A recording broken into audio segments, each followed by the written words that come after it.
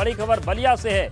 आनंद चौधरी का आज जिला पंचायत अध्यक्ष के तौर पर शपथ ग्रहण होना है, लेकिन पुलिस भी आनंद चौधरी को तलाश रही है और आनंद चौधरी का अभी तक कुछ पता नहीं है। आनंद चौधरी पर पॉक्सो एक्ट के तहत केस दर्ज हुआ है और मामला पूरा ये था कि मंत्री उपेंद्र तिवारी के परिवार पर अभद्र टिप्पणियां की थी, उनके घर के सामने बवाल मचाया गया था आनंद चौधरी की ही जीत के बाद और पॉक्सो एक्ट लगा है। ऐसे में पुलिस आनंद चौधरी की तलाश कर रही है।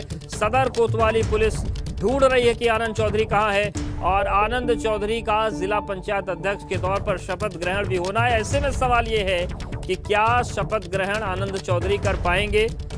क्या पुलिस आनंद चौधरी को ढूंढ पाएगी? आनंद चौधरी को क्या शपथ ग्रहण से पहले गिरफ्तार किया जा सकता है? आनंद चौधरी शपथ ग्रहण के लिए आएंगे नहीं आएंगे? वार्ड नंबर 45 से जिला पंचायत सदस्य बना और उसके बाद जिला पंचायत अध्यक्ष चुना गया और पूर्व मंत्री अंबिका चौधरी के बेटे हैं आनंद।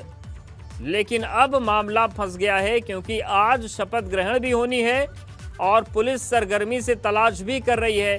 प्रशासन यानी कि जिलाधिकारी को ही शपथ ग्रहण करवाना है। ऐसे में पहले गिरफ्तारी होगी या पहले शपथ ग्रहण होगा, ये अपने आप में एक बड़ा सवाल बन गया है। तो जिला पंचायत अध्यक्ष की शपथ लेनी है आनंद चौधरी को, क्योंकि आज प्रदेश भर के जितने भी जिला पंचायत अध्यक्ष हैं वो शपथ लेंगे, जिलाधिकारी शपथ दिलवाएंगे उनको और फिर जिला पंचायत अध्यक्ष पंचायत सदस्यों को शपथ दिलवाएंगे। पर जिला पंचायत अध्यक्ष बलिया के जो बने हैं आनंद चौधरी, उनका शपथ ग्रहण होना है, लेकिन पुलिस भी ढूंढ रही है, सरगर्मी से ढूंढ रही है। अब क्या शपथ ग्रहण होगा, ये अपने आप में एक बड़ा सवाल बन गया है। तो आनंद चौधरी पर पॉक्सो एक्ट के तहत केस दर्ज किया गया है, क्योंकि जिस वक्त हंगामा हुआ उपेंद्र तिवारी के घर के पास, वहां पर उनकी मां, पत्नी और 2 छोटी बच्चियां घर में थीं। बेहद अभद्र और शर्मनाक टिप्पणियां की गई, आपत्तिजनक टिप्पणियां की गई, जिसके बाद आनंद चौधरी पर पॉक्सो एक्ट के तहत मामला दर्ज किया गया है और वायरल वीडियो के आधार पर पुलिस ने केस दर्ज किया। तो जिला पंचायत अध्यक्ष की शपथ अब आनंद चौधरी को लेनी है। तो 2 स्थितियां हैं, पहला तो ये कि वो अभी गायब चल रहे हैं, आज उनको शपथ लेनी है। दूसरा, पुलिस तलाश भी कर रही है। आनंद चौधरी अगर कलेक्ट्रेट पहुंचते भी हैं शपथ लेने, तो क्या पुलिस शपथ लेने देगी? क्या उससे पहले गिरफ्तारी तो नहीं हो जाएगी? ये अपने आप में एक बड़ा सवाल बना हुआ है। तो जिला पंचायत अध्यक्ष आनंद चौधरी पर पॉक्सो एक्ट के तहत केस दर्ज हुआ है, लेकिन शपथ ग्रहण अभी नहीं हो पाई है। आज शपथ ग्रहण होनी है और पुलिस सरगर्मी से तलाश कर रही है।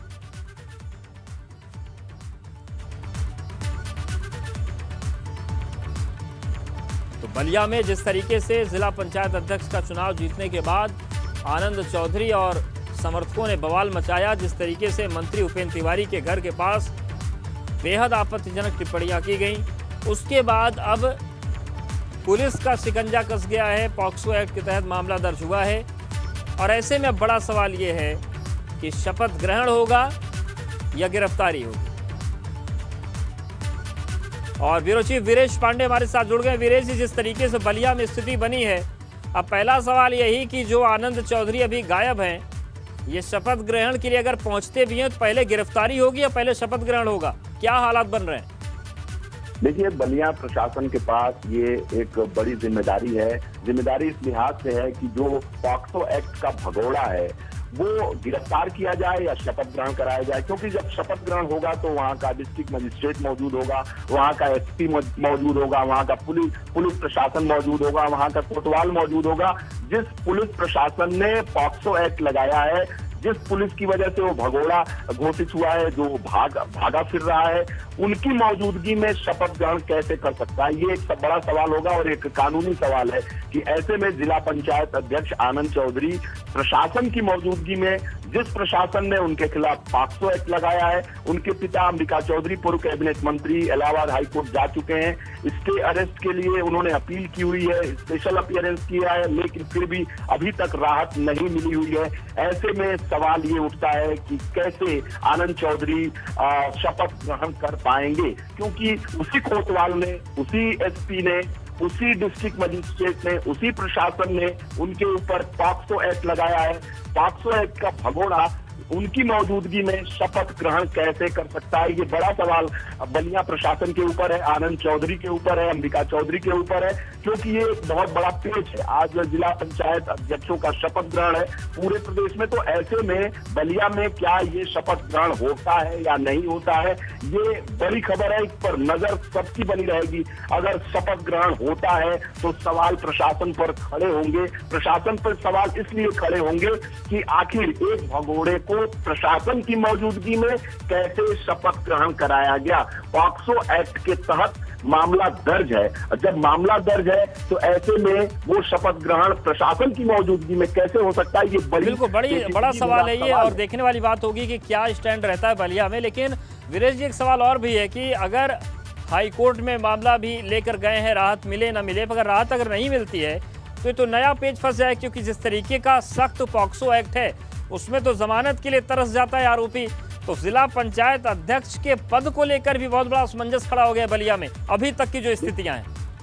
देखिए, सबसे बड़ा सवाल ये है कि पॉक्सो एक्ट के तहत दूसरे पक्ष को भी सुना जाता है। इससे अरेस्ट इतना आसानी से नहीं मिलता है। पॉक्सो एक गंभीर धारा है और गंभीर धारा में जब तक कोर्ट दूसरे पक्ष को नहीं सुनेगा तब तक वो स्टे नहीं दे सकता है, स्टे अरेस्ट नहीं कर सकता है। इसी वजह से अंबिका चौधरी, आनंद चौधरी को जो अरेस्ट का स्टे है वो नहीं मिला है, अभी तक नहीं मिला है। और शपथ ग्रहण का कार्यक्रम पूरे प्रदेश में 11 बजे से जारी है। तो ऐसे में कैसे शपथ ग्रहण होगा, क्योंकि पॉक्सो एक्ट में स्टे अरेस्ट बिना दूसरे पक्ष को सुने कोर्ट दे ही नहीं सकता। तो जब कोर्ट दे ही नहीं सकता, उसके अरेस्ट के वारंट को स्टे नहीं कर सकता, तो ऐसे में एक भगोड़ा, एक आरोपी, एक दोषी को कैसे शपथ ग्रहण प्रशासन करा पाएगा बलिया प्रशासन के सामने? ये एक यक्ष प्रश्न है, एक बड़ी परेशानी है, एक बड़ी मुश्किल है। क्या अगर शपथ ग्रहण होता है तो भी सवाल खड़े होते हैं, प्रशासन पे सवाल खड़े होते हैं, बलिया एडमिनिस्ट्रेशन पे सवाल खड़े होते हैं, बलिया के एसपी पे सवाल खड़े होते हैं। बिल्कुल, लेकिन वीरेश जी, सवाल एक और भी है कि अभी क्या वहां से ये जानकारी मिल पा रही है कि प्रशासन ने क्या तय किया है? क्योंकि इस पूरे मामले में शुरुआती दौर में प्रशासन की जो हरकत थी, हीला हवाली, वो बड़ी आश्चर्यजनक करने वाली थी। एबीपी गंगा ने बड़ी प्रमुखता से इस मुद्दे को उठाया था, उसके बाद पॉक्सो एक्ट की स्थिति बन पाई, वरना पहले तो लग रहा जैसे कुछ बलिया में हुआ ही नहीं है। योगी मंत्रिमंडल के स्वतंत्र प्रभार के मंत्री हैं उपेंद्र तिवारी, और उनके परिवार के साथ जो अभद्रता की गई, जिस अमर्यादित भाषा का प्रयोग किया गया, एबीपी गंगा ने जब इस खबर को संज्ञान लिया, एबीपी गंगा ने जब इस खबर को उठाया, और जब उनकी माताजी, उनकी पत्नी और उनकी बेटी से मेरी बात हुई और एबीपी गंगा के दर्शकों के सामने जब वो दृश्य आया, इससे परेशान होकर हम कह सकते हैं इसके दबाव में, नैतिक दबाव में बलिया प्रशासन ने पॉक्सो एक्ट लगाया। और ये खबर सबसे पहले एबीपी गंगा दे रहा है कि पॉक्सो एक्ट का जो आरोपी है उसको कैसे शपथ ग्रहण कराया जा सकता है प्रशासन के द्वारा, ये बड़ा सवाल है। और बिल्कुल, जो बलिया प्रशासन है उसको इस सवाल को लेकर परेशानी उठानी पड़ सकती है। बिल्कुल, और देखने वाली बात होगी कि क्या वहां पर होता है। आपसे ज्यादा जानकारी के लिए फिर संपर्क करेंगे। शुक्रिया फिलहाल आपका जानकारी और अपडेट्स को देने के लिए।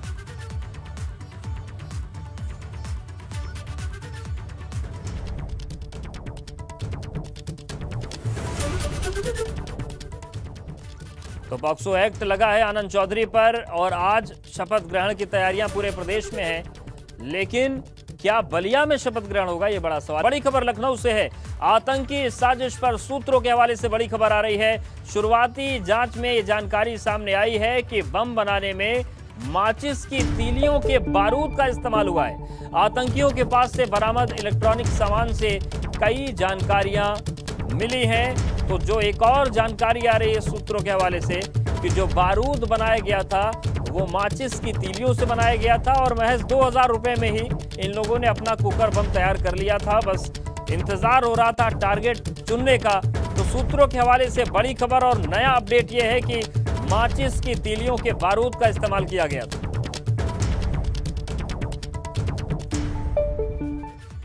और लखनऊ से 2 आतंकियों के गिरफ्तार होने पर यूपी सरकार का बयान आया है। एबीपी गंगा पर बोले एसीएस गृह अवनीश अवस्थी, दोनों आतंकियों को काफी वक्त से ट्रैक किया जा रहा था और दोनों आतंकियों के खिलाफ पर्याप्त सबूत मिले हैं। बड़ी वारदात को अंजाम देने की साजिश ये रच रहे थे। एसीएस डे अवनीश अवस्थी ने बताया कि पकड़े गए दोनों आतंकी अलकायदा से जुड़े हैं और सीएम ने एटीएस को ज्यादा मजबूत करने के निर्देश दिए हैं। सेंट्रल एजेंसियों के संपर्क में यूपी एटीएस है, उन्होंने क्या कुछ कहा है सुनवाते हैं। उत्तर प्रदेश में अलकायदा के 2 आतंकी पकड़े गए और लगातार उनके कुछ साथियों की तलाश चल रही है। मेरे साथ उत्तर प्रदेश के अपर मुख्य सचिव गृह अवनीश अवस्थी साहब हैं। सर, 2 आतंकी पकड़े गए हैं, इस मामले में क्या अपडेट है फिलहाल? देखिए, अपडेट ये है कि एटीएस को एक बड़ी सफलता मिली है। एटीएस लगातार इनको कई दिनों से ट्रैक कर रही थी, लेकिन एटीएस को जब लगा कि ये संभावना है कि कभी भी कोई घटना ये कर सकते हैं, तो आपको मालूम है कल एडीजी एलओ और आईजी एटीएस ने आपको बताया प्रेस में कि तुरंत पर कार्रवाई हुई और तुरंत एटीएस ने जाकर दोनों लोगों को पकड़ा है। ये मामला बहुत ही गंभीर मामला है और इसमें जब पकड़ा है तो पुख्ता साक्ष्य हैं कि ये लोग जो है कहीं ना कहीं अलकायदा से गाइडेड रहे, उनके हैंडलर से गाइडेड रहे। आगे भी आने वाले समय में इनसे जो जुड़े हुए लोग हैं उन पर कार्रवाई होगी। आपको मालूम ये भी है कि मॉड्यूल्स जो है अलग अलग होते हैं, तो एक मॉड्यूल को दूसरे मॉड्यूल के बारे में ज़्यादा जानकारी नहीं होती, तो कठिन होगा। लेकिन एटीएस लगातार ऐसे लोगों से जो संपर्क में रहे हैं उन पर बहुत मजबूती से कार्रवाई करेगी। माननीय मुख्यमंत्री जी ने गृह विभाग को ये निर्देश दिए कि एटीएस को और मजबूत करें, हम मैन पावर भी दें, इक्विपमेंट भी दें। तो ये ज़रूरी है, हमारा प्रदेश बड़ा है और इस तरह की कोई भी जो है साजिश कह लीजिए, इस तरह का कोई भी जो है सबवर्सिव एक्टिविटी को निकालने का जो काम एटीएस का है तो उसको और मजबूत करने की आवश्यकता होगी और उसको किया जा रहा है। और पिछले समय में बहुत मजबूती से एटीएस को फिर आगे टॉप एजेंसी देश की उसको आगे किया जा रहा है। एटीएस को ये भी निर्देश है और एटीएस लगातार जो है सेंट्रल एजेंसी से भी संपर्क में है, इनपुट दे रहा है, इनपुट ले रहा है। तो हमको ये बहुत जो गंभीर मामला है इसमें सफलता तो मिली है, लेकिन ये काम शुरू हुआ है और काफ़ी काम जो है आगे बढ़ा। सर, एक छोटा सवाल आपसे बस इतना पूछूंगा। उमर हलमंडी को लेकर के ये कहा जा रहा है कि वो कहीं मारा गया है और दूसरा उसके जो साथी जो 2 लोग थे, ये इनके बारे में कुछ पता चला है क्या कि कितने लोग थे और क्या? देखिए, अभी जो हमारे बॉर्डर से बाहर, उत्तर प्रदेश से बाहर की जो बातें हैं उस पर हम लोग बहुत ज़्यादा कमेंट नहीं करेंगे और उस पर तो हम लोग जो है इनपुट्स सेंट्रल एजेंसी से लेंगे और देंगे भी उनको। लेकिन हम इतना ज़रूर कह सकते हैं कि जो हमारे ये यूनिट पकड़ी गई है, ये इसमें पुख्ता ये प्रमाण है कि ये बाहर से गाइडेड थी और इनका जो है कहीं ना कहीं पूरी तरह से जो है वहाँ से इनको निर्देश मिल रहे थे और कभी भी ये कोई बड़ी घटना प्रदेश में कर सकते हैं। तो आप अवनीश अवस्थी साहब को सुन रहे थे जिन्होंने बताया कि ये एजेंसीज़ हैं, सेंट्रल एजेंसी से साथ कोऑर्डिनेट करके सरकार काम कर रही है और बहुत सारी चीज़ें अभी निकल कर सामने आएंगी। और लखनऊ में आतंकियों की गिरफ्तारी के बाद कानपुर में अलर्ट जारी किया गया है। कानपुर में कई अहम जगहों पर सुरक्षा बढ़ाई गई है। रेलवे स्टेशन, बस स्टैंड पर सुरक्षा बढ़ाई गई और पुलिस लगातार चेकिंग अभियान चला रही है। पुलिस की तरफ से गाड़ियों की तलाशी भी ली जा रही है। तो कानपुर भी हाई अलर्ट पर है क्योंकि माना जा रहा है कि कानपुर से पुख्ता संबंध इन आतंकियों के थे और हालांकि पूरे प्रदेश में अलर्ट है, लेकिन कानपुर में सुरक्षा व्यवस्था कड़ी की गई है और जगह जगह पर तलाशी अभियान चलाया जा रहा है।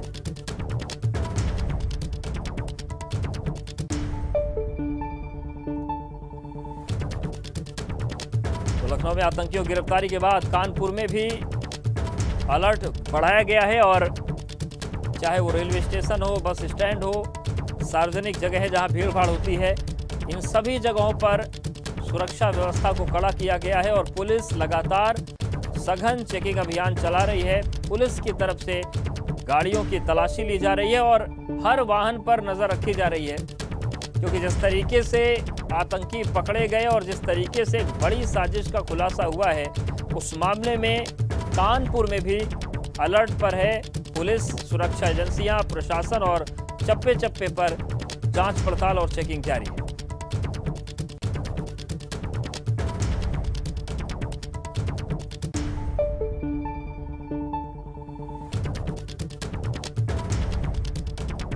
तो लखनऊ में आतंकियों की गिरफ्तारी के बाद कानपुर में पुलिस प्रशासन मुस्तैद है।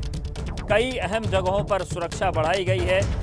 रेलवे स्टेशन, बस स्टैंड पर सुरक्षा कड़ी है और जितनी भी महत्वपूर्ण जगहें हैं वहां पर निगरानी रखी जा रही है, वाहनों की चेकिंग हो रही है और लगातार पुलिस चेकिंग अभियान भी चला रही है और पुलिस की तरफ से गाड़ियों की तलाशी भी हो रही है। तो पूरी तरीके से जो कानपुर पुलिस है वो अलर्ट पर है और ये कोशिश की जा रही है कि कहीं कोई चूक ना हो और इसीलिए गाड़ियों की चेकिंग भी जारी है, सुरक्षा व्यवस्था भी कड़ी की गई है और पूरा प्रशासन जो है वो अलर्ट पर है।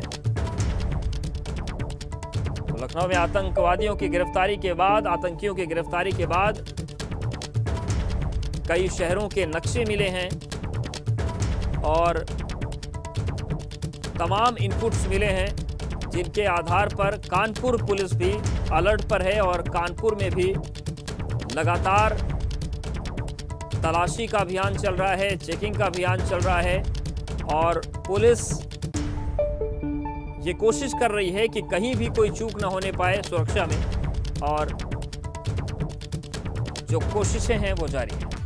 यूपी एटीएस ने लखनऊ में पाकिस्तान के प्रेशर कुकर प्लान को नाकाम कर दिया है। जहां आतंकियों को गिरफ्तार किया गया, वही आतंकी मिनहाज के परिवार वालों को हिरासत में लिया गया है और साथ ही यूपी एटीएस ने कर दिया है अलकायदा के काकोरी कनेक्शन को डिकोड, जिसमें निकलकर सामने आया कि कैसे अलकायदा के संपर्क में रहने वाले आतंकी बना रहे थे खौफनाक प्लान, कैसे थी शहरों को दहलाने की साजिश, प्रेशर कुकर बम से लेकर मानव बम मॉड्यूल को अंजाम दे रहे थे।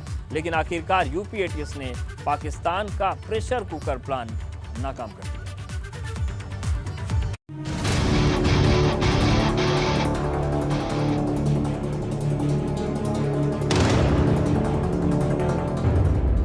रविवार को आतंकियों पर वार,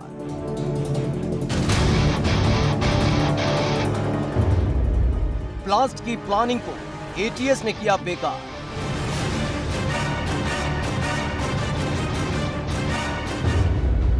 आतंकियों के अड्डे पर एटीएस की छापेमारी,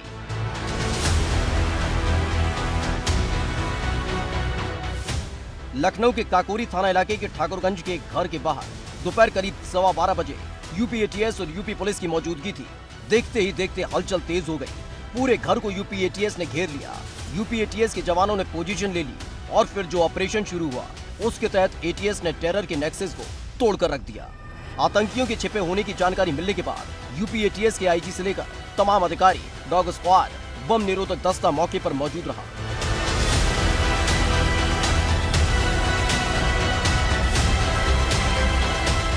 यूपी एटीएस ने जब अपना ऑपरेशन शुरू किया तो फरीदपुर के इस घर से एटीएस ने 2 आतंकियों को गिरफ्तार किया।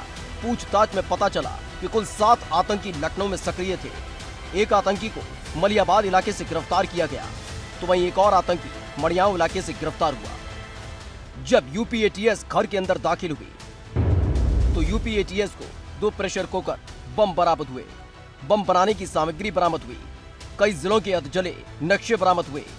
2 बैग भरकर संदिग्ध दस्तावेज भी बरामद हुए हैं। इसके साथ ही यूपी एटीएस ने लगातार जब इन आतंकियों से पूछताछ की तो हुआ खुलासा कि फरीदपुर के इस घर में रहने वाले दोनों आतंकियों का पाकिस्तानी कनेक्शन था। उमर अलमंदी नाम के हैंडलर से जुड़े हुए थे दोनों आतंकी सीरियल ब्लास्ट करना चाहते थे, मानव बम मॉड्यूल पर कर रहे थे काम। जो हमारी एटीएस की टीम को लगाया गया था और उन्हीं में से एक टीम ने आज आतंकी अभियुक्त मिनाज अहमद, जिसकी उम्र लगभग 30-32 वर्ष है, के दुबग्गा थाना काकोरी अंतर्गत जो निवास है वहाँ पर दबिश दी गई तथा अभियुक्त मिनाज घर पे मिला और उसके घर से भारी मात्रा में विस्फोटक पदार्थ तथा जमा तलाशी में एक अदद पिस्टल बरामद हुई है। एटीएस की सक्रियता ने राजधानी में आतंकी हमले की साजिश को नाकाम कर दिया, क्योंकि पूछताछ में जो पता चला वो थर्रा देने वाला था, जिसमें कई प्लान तैयार किए गए थे। प्रेशर कुकर बम के साथ साथ हथियारों से हमला करने की प्लानिंग शामिल थी, तो वहीं मानव बम मॉड्यूल भी इनकी साजिश का एक हिस्सा था। वहीं पूछताछ में पता चला है कि घर से बरामद आतंकियों का नाम मिराज और मसरुद्दीन है। सभी आतंकी अंसार गजवातुल फिलॉसफी को मानने वाले थे, जिसका प्रमुख मूसा कश्मीर में मारा जा चुका है। ऑपरेशन के दौरान कश्मीर पुलिस के संपर्क में रही एटीएस। नसीरुद्दीन, उम्र लगभग 50 साल, को उसके सीतापुर रोड निवास मड़ियाहू थाने से दबिश के दौरान गिरफ्तार किया गया है और इसके पास से भी भारी मात्रा में विस्फोटक सामग्री बरामद की गई है और इसके पास से एक कुकर भी बरामद हुआ है। पूछताछ में कई सनसनीखेज खुलासे हुए हैं, जिसमें पता चला है कि इन आतंकियों की साजिश ऐसे ब्लास्ट को अंजाम देने की थी जिससे ज्यादा से ज्यादा जान माल का नुकसान हो। इनपुट मिलने के बाद से ही यूपी एटीएस की रडार पर सभी आतंकी थे, जिसके बाद आखिरकार यूपी एटीएस ने इन आतंकियों की साजिशों को नाकाम कर दिया और गिरफ्तार कर लिया है।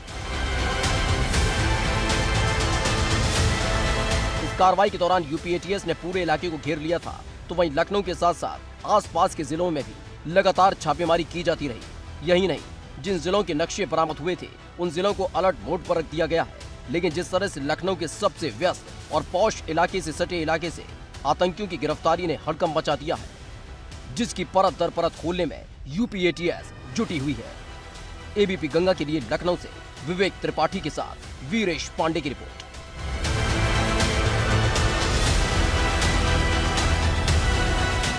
लखनऊ के जिस इलाके में एटीएस ने 4 संदिग्ध आतंकियों को पकड़ा है, उस इलाके में आतंकियों की ये पहली गतिविधि नहीं है। पहले भी इस तरह की हरकतें होती रही।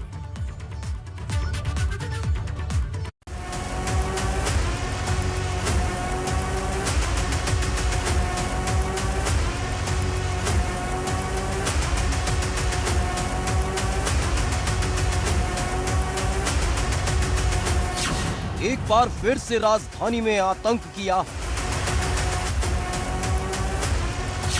3 साल पहले भी इलाके में हुई थी मुठभेड़।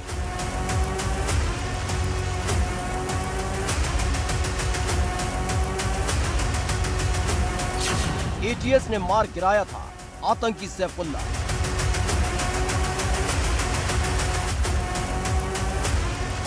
लखनऊ के काकोरी थाने के ठाकुरगंज इलाके के फरीदपुर में यूपी एटीएस ने छापा मारकर आतंकियों को गिरफ्तार किया है। उससे हड़कंप मच गया है और एक बार फिर से लखनऊ में आतंकियों की सक्रियता का भंडाफोड़ हुआ है। गिरफ्तार आतंकियों के पास से बम बनाने की सामग्री से लेकर कई दस्तावेज बरामद हुए हैं, जो पाकिस्तानी कनेक्शन होने का पुख्ता सबूत है। लेकिन जिस तरह से यूपी एटीएस ने आतंकियों की धरपकड़ की, उसने 3 साल पहले हुई कार्रवाई की यादों को जिंदा कर दिया। मार्च 2017 में मार गिराया था सैफुल्ला।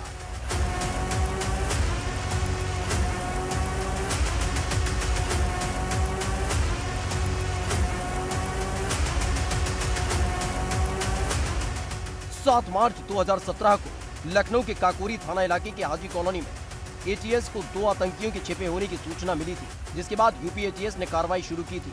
हाजी कॉलोनी के उस घर को एटीएस ने घेर लिया था और बिल्कुल इसी स्टाइल में पूरे ऑपरेशन को अंजाम दिया गया था।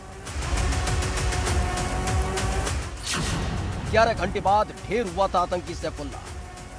उस वक्त एटीएस को जानकारी मिली थी कि घर में 2 आतंकी छिपे हैं, जिसके बाद इस बात की तस्दीक हुई थी कि घर के भीतर सिर्फ एक आतंकी है।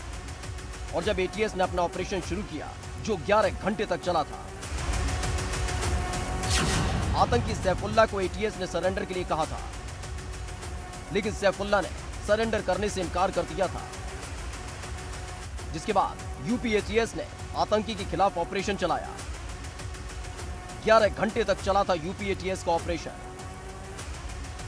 11 घंटे बाद एटीएस ने किया था सैफुल्ला का एनकाउंटर। उस वक्त जब आतंकी सैफुल्ला को मार गिराने के बाद एटीएस घर में दाखिल हुई थी, तो कई दस्तावेज के साथ साथ बम बनाने की सामग्री और हथियार बरामद हुए थे। एनकाउंटर के दौरान आतंकी सैफुल्ला ने की थी फायरिंग। आतंकी सैफुल्ला को ढेर करने के बाद हुआ था खुलासा। सैफुल्ला आईएसआईएस के खुरासान मॉड्यूल के संपर्क में था। उस वक्त भी बड़ी साजिश को अंजाम देने की तैयारी हो रही थी। ठीक 3 साल बाद हाजी कॉलोनी के पास फरीदपुर के एक घर से जिस तरह से एटीएस ने आतंकियों को गिरफ्तार किया है और उनके पास से बम बनाने की सामग्री बरामद हुई है, वो बताने के लिए काफी है कि किसी बड़ी साजिश को अंजाम देने की तैयारी चल रही थी। लेकिन अब यूपी एटीएस और जांच एजेंसी इन आतंकियों की पूरी डिटेल खंगाल रही है और इनके संपर्क में रहने वाले तमाम लोगों को तलाश रही है। लखनऊ से एबीपी गंगा के लिए विवेक त्रिपाठी और अनुभव शुक्ला के साथ वीरेश पांडे की रिपोर्ट।